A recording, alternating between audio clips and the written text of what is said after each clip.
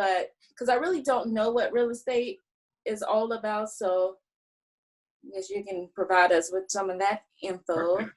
So really, just like from hearing Will talking, so Will, you basically covered like the two things when it comes down to investing in real estate. So you have either fix and flip, which your uncle does. So you buy a property, a dilapidated property. Sometimes actually it's not even a dilapidated property. It's more of a property that, you know what, it needs a facelift. It needs cosmetic fixes. Very simple, very easy to fix. And then you relist it. You also have a buy and hold strategy, which is like something that you were talking about with your wife. So what that typically entails is like you buy an investment property and you hold it, and then you wait until like either the market turns and you rent it out. There's a lot more strategies, but those are typically like the general ones that people know mostly about. What would you like to do when it comes to investing in real estate? Do you want to fix and flip, or you want to buy and hold? Definitely from the small research I've done with I'd rather just fix and flip, right? Have the project, sell it, take the capital, move on to the next project, than having to manage properties and manage tenants. Yeah. So that's the only reason, because I know I don't want to manage tenants. I've been a bad tenant before. I mean, you already manage people, so it's right. I understand completely. So when it comes to fixing and flipping, it's generally easy. What you have to do to be successful in fixing and flipping is you have to have yourself, number one, how are you going to finance it? That's the number one. So there's generally different ways that you can do it. If you're going the loan route, you can do what they call a renovation loan or a 203K loan. And what that does is that it's an FHA, which means it's backed by the federal government. You get the property under contract. Your contractor goes into the property. You figure out how much is it going to cost to get it to that level. You wrap those construction costs into the loan, and then you sell it. And then that's how you do it. As you grow your portfolio, if you do these type of loans with one bank, then you can actually make a deal with that bank and say like, hey, like, I need this much equity, or I'm looking to make this much equity. I need this much amount of money that I need to invest. A lot of times banks will fine tune a loan just for you as an investor, but you have to show them you have a really nice record of making money and making payments. So you're saying you have to have a really good credit score. Right? No, not necessarily. What you can do is if you have some people that you know, which you probably do, that has a lot of money saved up, what they call private lenders. If you have a portfolio of private lenders, you can master the art of finding deals. And then you send those deals to your private lenders and you say, hey, it's gonna cost X, Y, and Z to renovate this property. We can get it under contract for this much. It's gonna take this long to fix it and flip it, and we're gonna make this much money on it. You have all the numbers ready. You're ready to go, and so the private lenders are your financing. Does that make sense? So you don't, right. So you don't need a credit score to be able to do this. If you have private lenders that want to get into real estate, you can be that hustler, because to be able to do that, you have to have that hustler mentality, because you have to have your numbers ready. You have to have everything good to go. Does that make sense? 100%. Yeah, 100%. Yeah. So a lot of people think that they're like, oh, do you need a good credit score? No. There are so many different ways in investing in real estate. You will learn that as you go and as you expand. Great question with that. But that's the first step. How are you going to finance it? Second thing, you need to have yourself an incredible team around you. If you're going to get your real estate license, then you can cover that. That's up to you if you want to do that, but you don't pay a buyer's agent to find the properties for you. The seller pays their commission. Now, if you are door knocking, looking in neighborhoods to find those dilapidated houses, you don't even need your real estate license for that. You just you go to them and you say hey, I have private investors that are looking in this neighborhood. I run the comps and everything based off of square footage, bedrooms, condition. Your house will offer you this much cash and we'll close in 2 weeks. Does that sound good? So you can do stuff like that. You can door knock. A lot of times too, you can go to City Hall where you live, and then you can make bids on the houses right there. You don't need a real estate license to do that. But typically they'll send you a list, or they'll give you a list of the houses going up for auction. And sometimes like you'll have a day, sometimes you'll have a week to be able to research the property, drive around, go with your contractor who you have, and get a good idea what your numbers are going to look like. Real estate agent, or you can be the real estate agent. Contractor. A contractor is a big must. Make sure that they're licensed, make sure that they have a good record of doing work, and they're also cost effective. Because the number one thing that can really mess you up as a fix and flipper is timelines. Let's just say you tell your private investors, you're like, oh yeah, we're gonna have the house ready in 2 months. And then like the contractor is just dragging his feet. And so now it looks bad on you. And so your private lenders are gonna be like, well, I mean, should I work with Will again? I mean, his Right. we're like dragging their feet. So that's something that you also have to take into consideration too. And they got to make sure that they know their costs accurately. And so that's definitely a big must.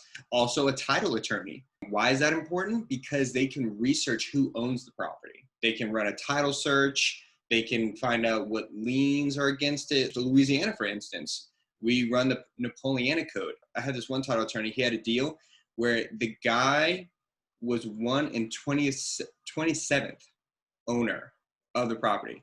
So him and 27 other people own an interest in this property. Yeah. How crazy is that? So he couldn't really do the deal. No, right? they literally had to track everyone down. Right. And you have that. So yeah, sometimes that will extend it even longer.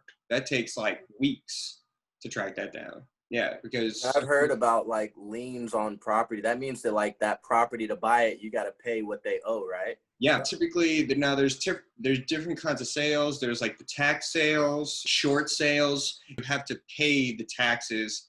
Let's just say the property was repossessed because they didn't pay the taxes on the property, so you have to pay them off. And it gets really complicated. Typically what you want to do, you want to, like when you're starting off, you want to go for the easy ones and just work your portfolio up. And then as you go, you can start going for the harder ones as well. Did you start off doing real estate, or did you start off flipping? I started off with real estate, and I work with investors. And how long did it take you to, let's say, build up the portfolio of the contractors and everything like that? How long was it? Just you being in the industry, you came across them pretty easy, or did you have to look pretty hard to find? Oh yeah, I mean, sometimes you'll get lucky, and then you'll find these contractors and people who are just like, so my title attorney, I got lucky with him. He was the guy I first worked with, and he's done an amazing job ever since then. The contractor I'm using right now, I ran into him like in my second year of real estate, and I really liked him. He came as a referral from a past client, just a typical buyer who like remodeled her house.